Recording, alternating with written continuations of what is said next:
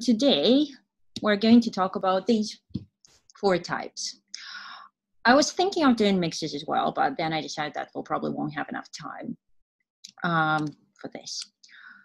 So what do we know about babies? When do babies cry? Yeah, so in my experience as a mother, I know that when babies are hungry, they cry. Or you can say that if babies are hungry, they cry. Does the meaning change if we use if in the sentence instead of when? No, it doesn't. So when babies are hungry, they cry. If babies are hungry, they cry. So it means pretty much the same. And the only difference is when instead of if. So, and this is the zero conditional. So let's talk about the zero conditional now. If babies are hungry, they cry. Is this about this baby in the picture? This sentence is not about this particular baby in the picture. Is this about all babies? Yes. Is this about now or always? The correct answer is always. So if babies are hungry, they cry. In the if part, we can see the present simple tense. And the second part after the comma, we have present simple again. Here are some sentences for you. Could you please write the verbs, put them in the correct tense, rain and stay? What would be the correct grammar here? Yes, if it rains hard, everyone stays at home. Right, next one. Look at the sentence and please write the answer now. Yes, this is correct. And the last sentence. Right, very good. You're correct. One of the things some people might find difficult is forgetting to use are instead of be and change the be, but not today, apparently. All right, let's move on. So if babies are hungry, they cry. And babies cry if they are hungry. If you look at these 2 sentences, both of them are, well, zero conditional. So does the meaning change if we mix up the parts, if we start not with if, but with the second part of the sentence? No, it doesn't. Good. How is sentence 2 different? Can you find the difference? Yes, there is no comma. You're absolutely right. If you have if in the middle of the sentence, this is kind of the simple rule, you do not need a comma. So zero conditional summary. We use them to talk about things which are always true and things in general, universal truth. We use when instead of if without any change in meaning. And sometimes this is how you can actually check if this is zero conditional. If you can use when and it sounds fine, in most cases it will be zero conditional, yeah. Normally we use the present simple tense in both parts, normally. And if you have if in the middle of the sentence, you don't need a comma. Now, 2 sentences again. When babies are hungry, they cry. If the baby is hungry, it'll cry. Let's look at sentence number 2. Is this about all babies? We're talking about sentence number 2. If the baby is hungry, it will cry. Do you think this sentence is about all babies? No, it's not. Is this about this baby in the picture? Yes. So probably this is about a specific baby. Yes, you're absolutely right, Anna.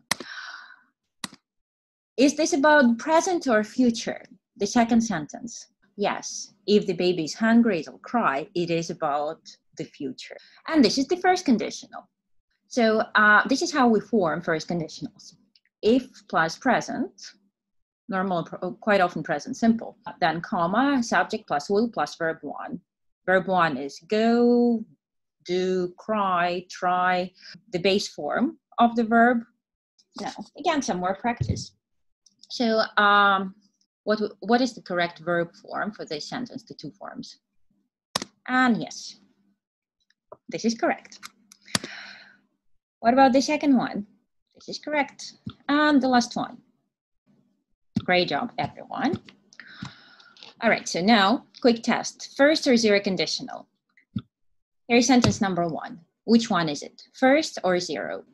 Yes, it is 0. Good. Second one. Good. Next.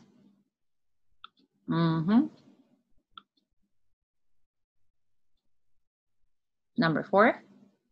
And the last one.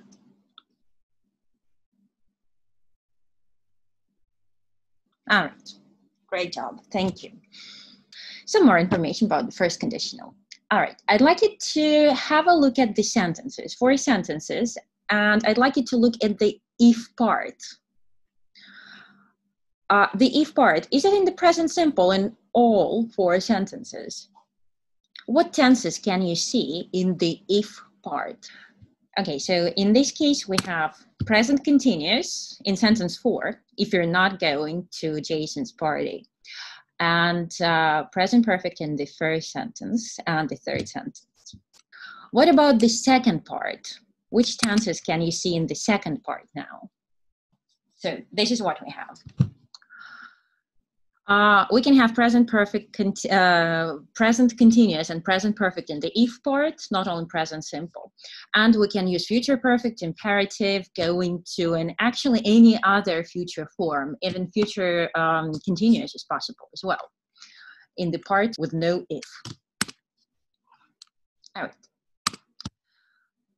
Some more practice. Which one is correct?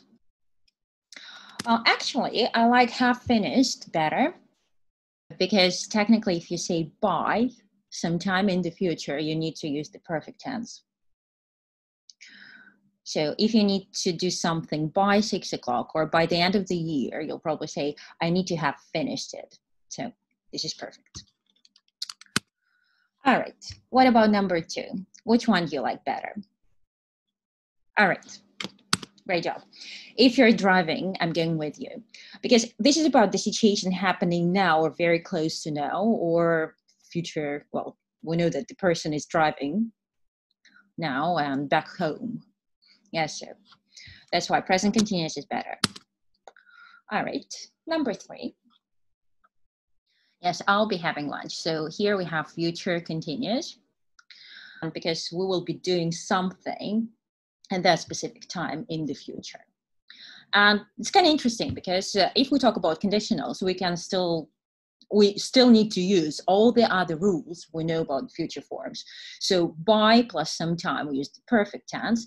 And if we have a specific point in time, we need to use the present, the future continuous, sorry. Right, and the last one. This is correct. So, summary of the first conditional types. You talk about present or future or only future. We use it to talk about possible situations, something that can really happen. So there is a condition. If the condition is fulfilled, this is going to happen.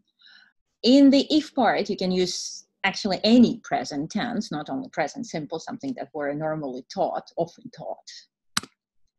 And any future form in the second part, in the other part.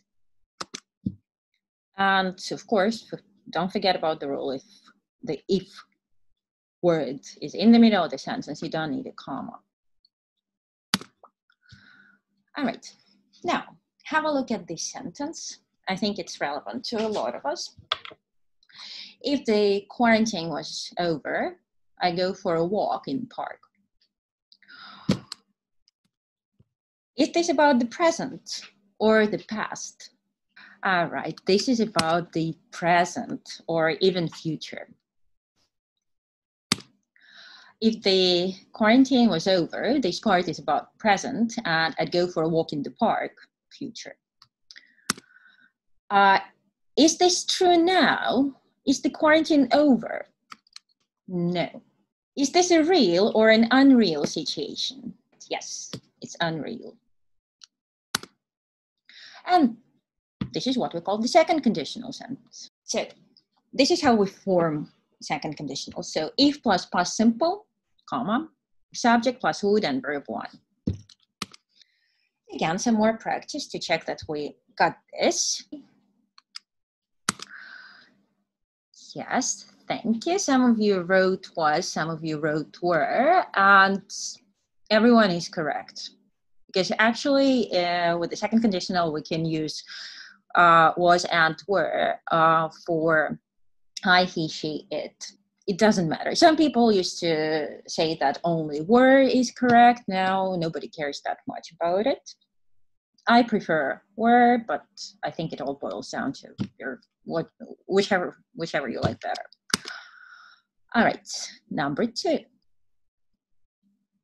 All right, great job. And number 3. Okay, so because if is the second part of the sentence, the first one is would be. I'd be happy if I could go on holiday right now, which is quite true, actually. Anyways, moving on. So which sentence is about dream or an unreal situation? Have a look. Number 1 or 2? Yes, number 2 is about an unreal situation. This is when we use the second condition. How about this one? Which sentence is about a hypothetical situation? Yes, number 2 again. And here, so actually both of them are real, but I think in the second one, the person has less hope that they will get to hear the secret. How about this one? Which sentence is more appropriate and more polite for business negotiations? Number 2 is better here because it's more polite and more tentative. If you're negotiating, you're talking about hypothetical situations, so it's better to use the second conditional here. And the last one, which sentence is incorrect? The correct sentence here is number 2 with the comma. If I were you, I'd say a doctor, because if I was you is incorrect because this is a fixed expression. This phrase, if I were you, only works with were, because this is a fixed expression that we use to give advice. Let's move on. Again, have a look at the if part. You have 3 sentences here. Can we use any other tenses other than the past simple? Yes, past continuous. Yep. All right, so we can use the past simple and the past continuous tenses here, and we can also use might and could instead of would. Well, both of them we can use to talk about situations which you think are even less likely to happen. Or could you can use to talk about ability. If you look at the last sentence here, if I knew his email, I could send him all the information. You can say I could, or I would be able to send him all the information. Would be able in this case would sound a bit more formal. And here's the summary. The second conditional. We use it to talk about unreal present or future, or only future. But it has to be unreal. That's the important thing. We can use was or were with I, he, she, it, unlike in the normal past simple, in the if part, of course. Past simple and past continuous in the if part. Would, could, might, plus verb 1 in the other part. It is used to sound more polite. In some situations, not all. If I were you is used to give advice. And if in the middle, you don't need a comma, just the same. All right, and the last type for today, look at the story. Here you have 3 pictures. 1, 2, 3, and 3 sentences. He went to a party. He arrived home very late. He overslept. Can you make a sentence starting with if and these 2 sentences? He went to a party, he overslept. Please make a sentence. If he hadn't gone to the party, he wouldn't have overslept. Let's think about this sentence now. Is the sentence about the present or past? Absolutely. Oh, sorry. Did he go to the party? Not you. You didn't, I know that.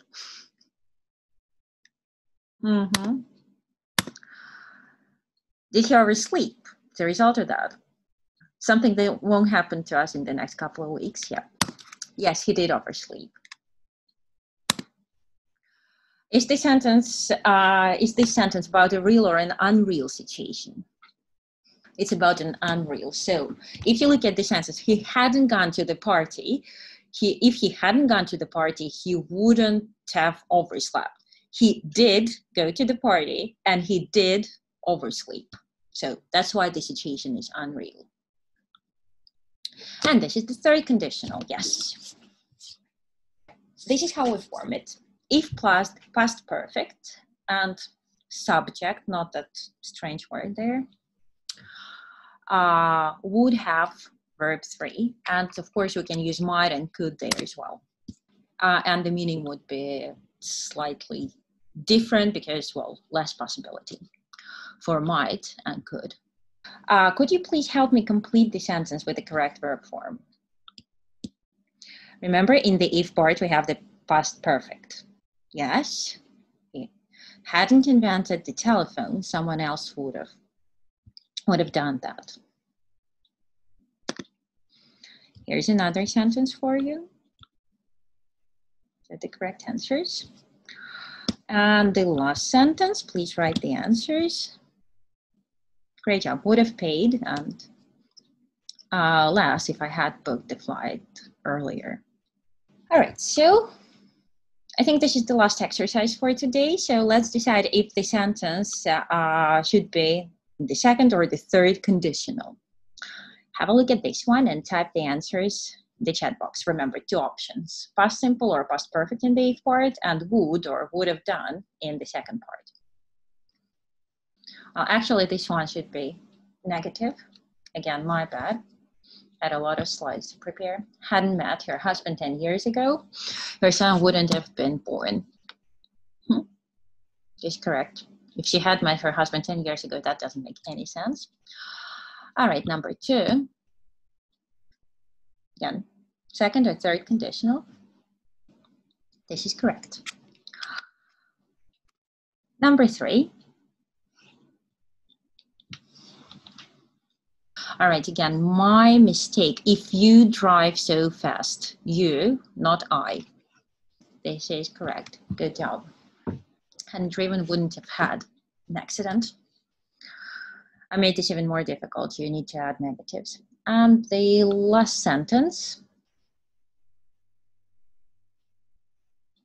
would have a much better job if I could speak English. All right, so here's the summary. Summary of third conditional types is talk about unreal past. Past perfect in the if part, and would, could, might, and have, plus verb 3 in the other part. If you have if in the middle of the sentence, you don't need a comma. All right. Actually, this is all from me.